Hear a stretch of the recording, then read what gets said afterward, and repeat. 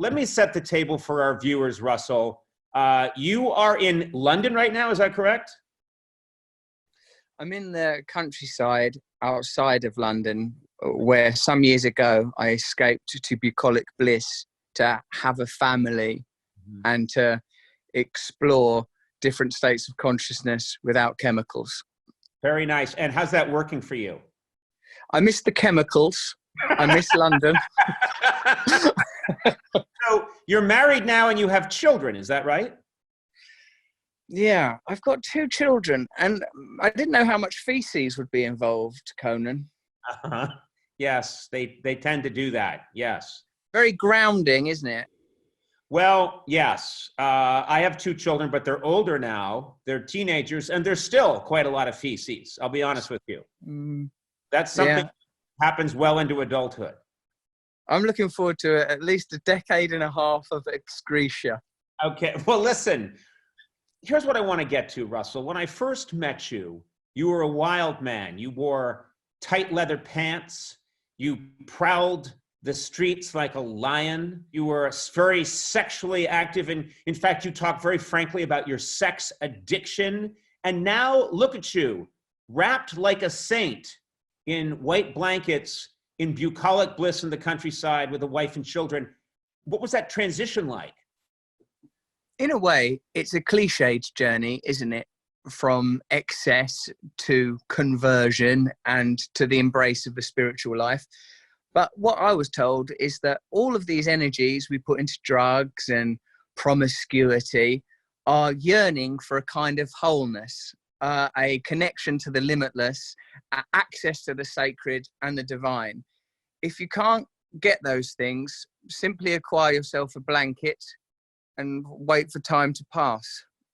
You know, I read that once on a box of herbal tea. That sounds like a cliche, but it's just true. There's a hole in all of us that makes us see. That's probably why you and I got into comedy, isn't it? Yes, I think initially I was drawn to comedy for approval, for the possibility of orgasm. Primarily. You not on stage. You didn't want to have the orgasm on stage, did you? You just meant that comedy would lead you towards the opposite sex, and then there'd probably be an orgasm.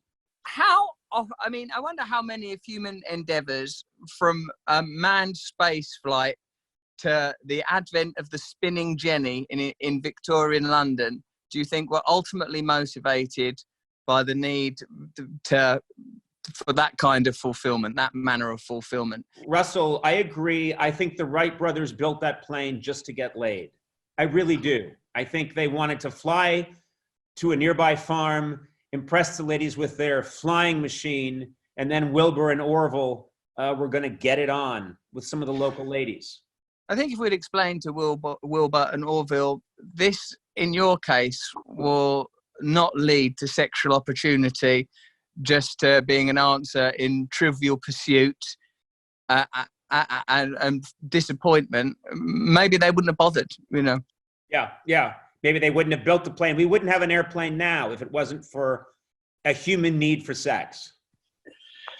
It could be seen as the drive behind many, many things. But I suppose my point, though, Conan, and I'll sweep my blanket behind my ear to make it, very cool. Yeah, I like that. Who's doing your hair? How are you managing to maintain? I've been maintaining this myself since high school.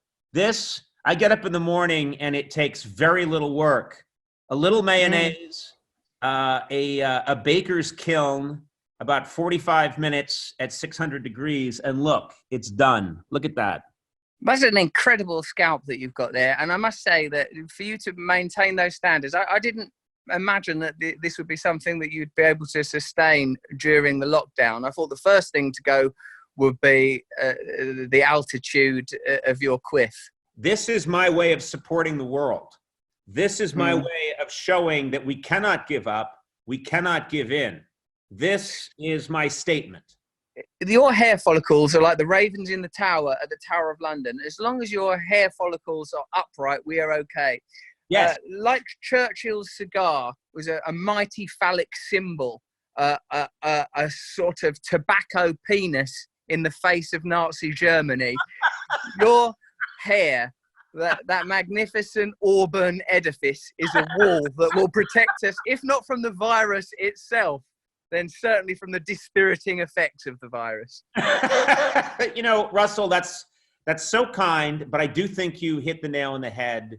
My quiff, as you call it, my pompadour, this massive Belgian pastry that I wear on my head, is my defiance. It is my way of saying, stand back, virus, you shall not pass. Yeah, no passa nada. Well done. I mean, it's like a henge. I think in generations to come, druids may gather round what remains of that glorious statue. Of my hair?